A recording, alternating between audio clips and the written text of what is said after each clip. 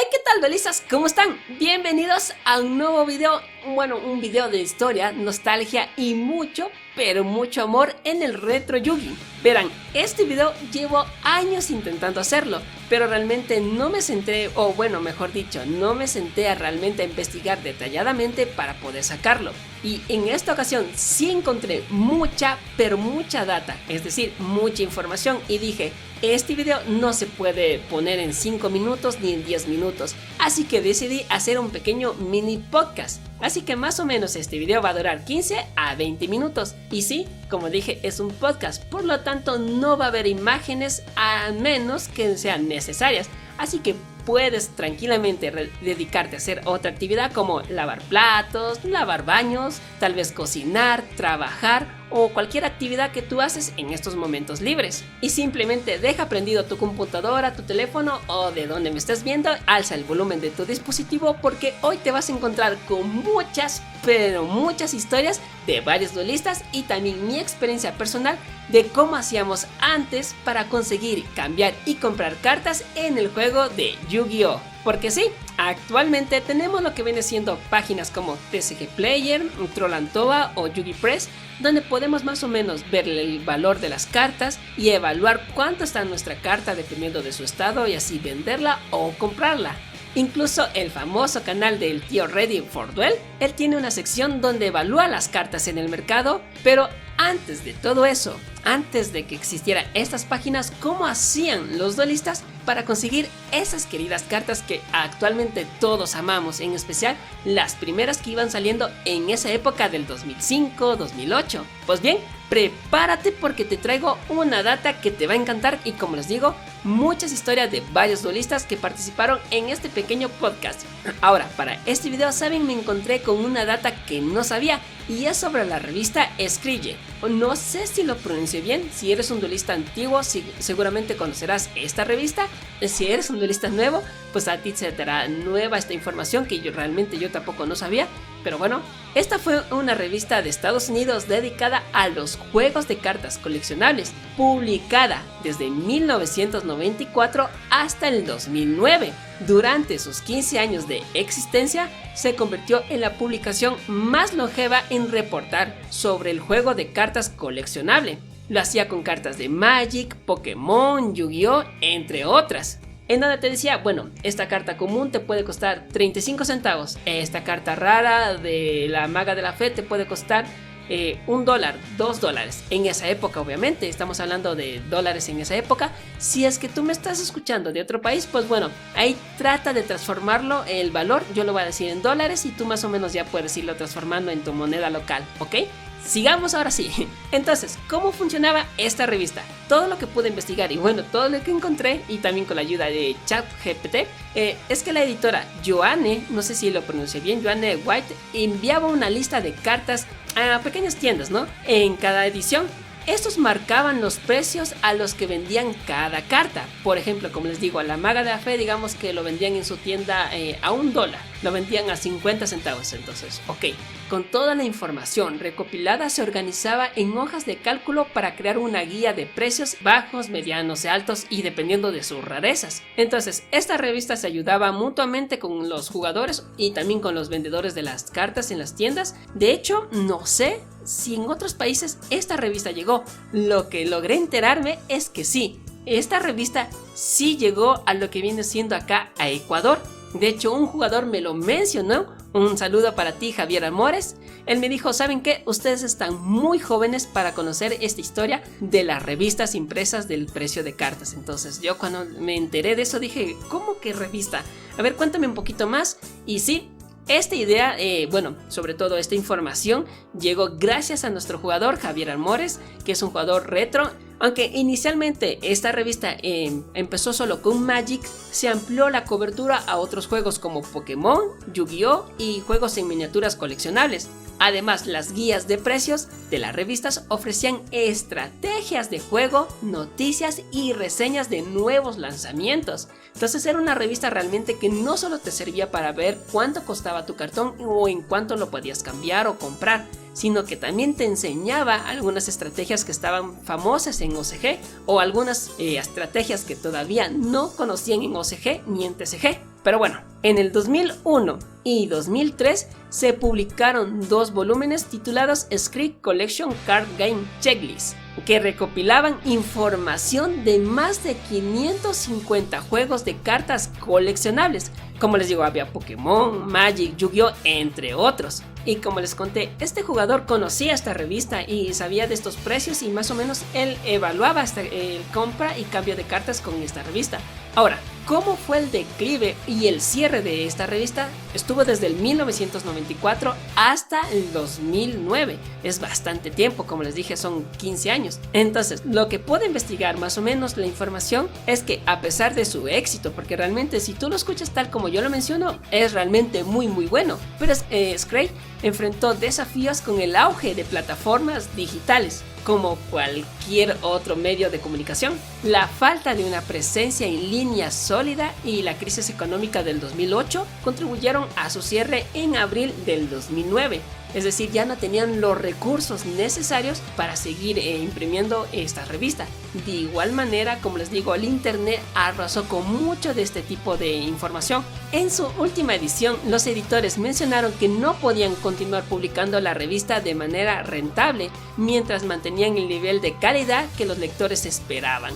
Pero bueno, conclusión, Scree fue más que una simple revista, fue una herramienta esencial para los jugadores y coleccionistas de los juegos de cartas coleccionables durante más de una década.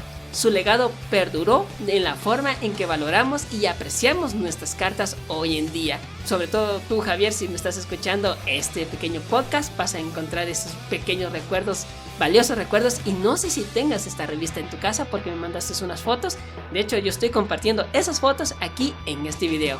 Ahora, vamos un poquito más personal. O sea, ahorita les conté la historia de las revistas para jugadores que estaban en el 2005. Pero, por ejemplo, para adolescentes como yo, que ya llegamos en el 2011 y no teníamos este tipo de revista, ¿cómo hacíamos? Pues bueno, en mi caso teníamos eBay. No era una fuente confiable, realmente no es que utilizábamos eBay para todas las cartas, sino que más o menos nos dábamos una idea o un valor para poder cambiar. Eso es lo que yo hacía antes de ir a los torneos o a algún lugar, a alguna tienda a jugar o intercambiar cartas. Lo que yo hacía era entrar a eBay, revisar mis cartas más o menos un precio de en cuánto estaban, y según eso yo venderlas o cambiarlas. Y las cartas que tenía realmente no eran valiosas, no tenía cartas caras. Como les dije, no teníamos TCG Player y mucho menos Tron and Todd. Bueno, esto de eBay era la referencia más clara que teníamos para poder hacer nuestro intercambio. De hecho, yo me dejaba llevar por lo que viene siendo los duelistas antiguos. Por ejemplo, yo tenía maestros, amigos que ya llevaban este juego en el 2008. Yo había llegado en el 2011, entonces había gente más antigua que en el 2008 sabía del precio de las cartas y decía, bueno, esta carta no es jugada y no nos sirve realmente $1, $2. Esta carta sí es muy buena y todos los duelistas que la ven siempre la cambian a $10, a $15. Por ejemplo, el Six Samurai Shen Synchro en esa época, yo recuerdo que en esa época, en el 2012, 2013, cuando ya pasó el auge de los Six Samurai y ya habían limitado algunas cosas del Six Samurai, me acuerdo que había el Synchro Shen que estaba limitado y que su versión fantasma, en la Ghost, costaba $60 en esa época, que actualmente con el cambio de inflación y la moneda, todo eso, vendría siendo actualmente unos $80, puede decirse, o $90. Ahora, claro, si entramos a Tron and Todd, si entramos a TCG Player, nos va a decir que la carta está en $200, $300. Yo les estoy contando de cómo la gente cambiaba esa carta en esa época. Entonces, no teníamos realmente un estimado, pero lo que teníamos era eBay para poder evaluar nuestras cartas. Y aquí viene mi pequeña historia. Verán, yo ya les conté que cambiaba cartas y vendía cartas relacionado con el precio de eBay. En esa época, cuando recién llegué al juego de Yu-Gi-Oh! En el 2011, había un sobre llamado Tactical Evolution. Aunque este sobre había salido mucho antes, todavía las tiendas vendían este sobre. Tactical Evolution, como lo están viendo en pantalla si no lo ven, o por si están ocupados y no pueden regresar a mirar la pantalla, es donde venía el dragón arcoiris, Rainbow Dragon. Yo recuerdo haber comprado ese sobre pero no recuerdo si era la primera edición o era una reimpresión, porque así era antes Konami. Primero te sacaba un mes antes, una semana antes, el primer sobre con la marca de primera edición, entonces tú le encontrabas primera edición en la carta, y luego una semana después imprimía el mismo producto, pero ya no decía primera edición, pero la rareza, la impresión de la carta, todo era igual. Ahora, yo compré este sobre sin esperar nada, un solo sobre, y en este sobre me vino el dragón arcoiris. Sí, así como lo escuchan, me vino el dragón arcoiris de Tactical Evolution, que ahorita viéndole en Trollantón, esa carta, si no hubiera sido reimpresión, hubiera sido primera edición, está en $70. Ahora, la reimpresión de esa misma carta, de ese mismo sobre, está en $30. 30 hermosos dólares. Ahora, eso fue la última venta que se hizo de esta carta, porque como les digo, Trollantón y ya no la tienen en stock, por lo que el precio realmente puede variar y puede ser que esté en 50 o 60 dólares actualmente.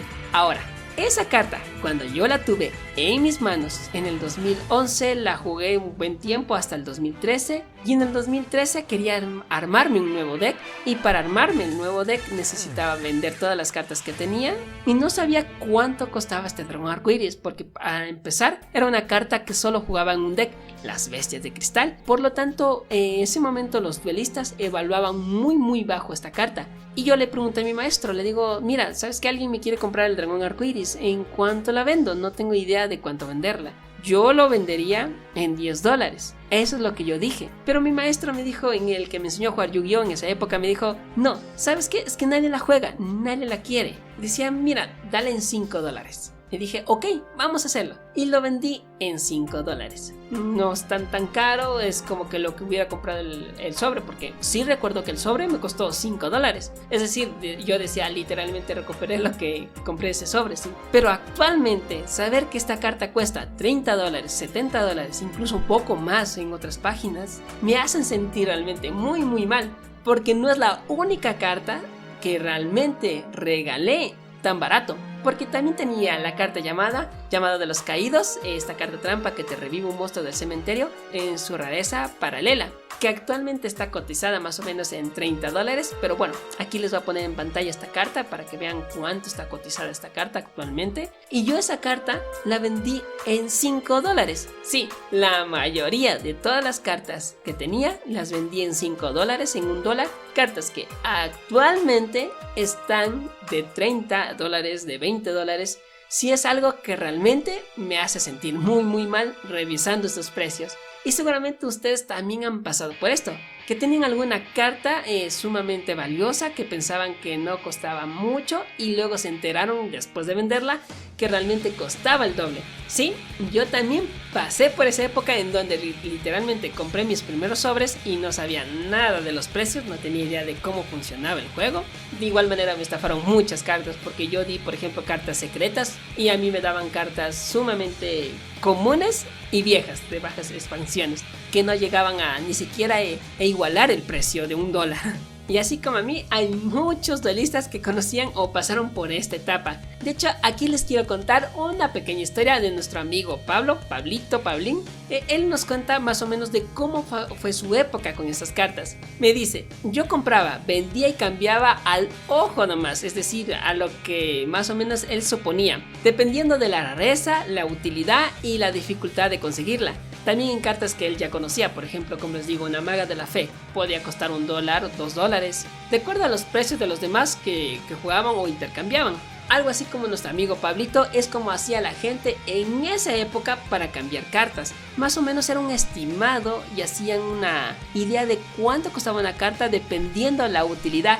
Y eso es lo que nos va a contar ahorita nuestro amigo Paul, así que le dejo el micrófono, o bueno, mejor dicho, la grabación de nuestro amigo Paul sobre cómo hacía para conseguir o cambiar cartas en esa época. A ver, joven Shabran, antes, ¿cómo se hacían los cambios o el valor de las cartas? Obviamente yo empecé a ver por el 2008 y en esa época yo desconocía el tema de la revista con los valores que salían ahí. Entonces lo que se hacía para saber el valor de una carta era revisar en este caso eBay, que era uno de los pocos referentes en cuanto al precio de las cartas. tú te dabas el tiempo de revisar tus cartas, el valor de tus cartas ahí. Y por lo general la mayoría de cartas, como una rara, tenía un precio de, si era rara, $1, como 50 centavos. Y generalmente era que se preguntaba al que más tiempo tenía, ¿no? Oye, ¿cuánto vale esto? ¿Cuánto crees que cuesta? O era el cambio, bueno, te cambio esto por esto de similar valor. Era en ese entonces más, el valor de la carta era por su utilidad. A veces salía perdiendo, a veces salía ganando, pero por lo general que siempre salía perdiendo porque muchos de los jugadores antiguos se aprovechaban del desconocimiento de el valor de las cartas, ¿no? Como ellos sabían qué carta podría ser útil, qué carta podría ser cambiable, entonces se aprovechaban de eso también. Pero sí era un poco, por no decir bastante complicado, porque no todos teníamos el acceso al internet en su época. Entonces, ¿qué es lo que teníamos que hacer? Ir a un cyber, estar ahí acordándose, bueno, tengo esta carta, revisemos cuánto cuesta, entonces más o menos tú ya le dabas el valor, ¿no? Entonces la siguiente vez que ibas a la tienda, pues ya decías, a ver, tanto es, ya sea en efectivo o en cambio, ¿no? Ya le dabas un valor, pero por lo general, como te digo, era más preguntarle al que más tiempo llevaba. Como pudieron escuchar a Paul, también igual como yo, hacíamos cambio mediante eBay. O sea, veíamos los precios de referencia de eBay para poder hacer este cambio o compra de cartas. Y aparte de eso, tengo otras historias más que les va a encantar escuchar. Así que les voy a dejar el micrófono con los siguientes duelistas. Verás, te comento, en mis épocas mucho más jóvenes, para poner precios, normalmente cuando empecé a utilizar más el internet, utilizaba páginas como eBay para ver precios de ciertas cartas y toda esa situación. Veía un poco en los foros y de Yugi que habían, más o menos en qué precio ponían ciertas cartas, o preguntaba a la gente cuánto me pagarían por cierta carta. Mucho del precio que yo ponía en ese tiempo, ya que era bastante joven en aquellas épocas, era a través del boca en boca. O sea, yo le ponía fe a la gente que era más vieja y sabía y me decía, ok, esta carta vale tanto. Obviamente, muchos de los que considero mis amigos de aquella época ponían precios reales que probablemente veían en mercados estadounidenses y todas esas cosas, pero obviamente por pasar por este boca en boca también uno pasa por ciertas situaciones en las que de repente te estafan el tema de es una carta de $200, te dicen esa carta vale $2, te doy esto, o cosas así. Entonces era algo muy frecuente que pasaba, no tanto cuando estabas con un círculo correcto, pero más que nada esas eran las maneras. Creo que principalmente era siempre el boca en boca. O sea, la gente que sabía cómo era el mercado de cartas en Estados Unidos era el que pasaba más o menos la voz de qué cartas son las que... los precios de las cartas de aquella época. Más que nada eso era lo que yo me guiaba en aquel tiempo. Sí, creo que todos hemos pasado por eso que nos dijo Kraus. ¿Quién lo diría, no? Aquellas cartas que nosotros rechazábamos y decíamos que no servían, terminaron convirtiéndose en cartas sumamente cotizadas y buscadas en el juego por los coleccionistas. Pero bueno, delistas, hasta aquí este pequeño mini podcast. Espero realmente que les haya encantado, que se hayan entretenido y sobre todo hayan conocido un poquito más sobre la historia del juego, de cómo los duelistas conseguíamos y cambiábamos cartas en esa época en donde no existían páginas como Troll and Todd o TCG Player. Déjamelo aquí en los comentarios. Si realmente este video recibe mucho amor, mucho cariño, entonces haré otro video como este de casi podcast, pero mejorando el estilo y también editando algunas cositas para que se vea mucho mejor que el de aquí. Bien, yo me despido. Mi nombre es Shaoran y les estoy viendo en el siguiente duelo. Hasta entonces, sayonara. ¿Y tú? ¿Has sentido el corazón de las cartas?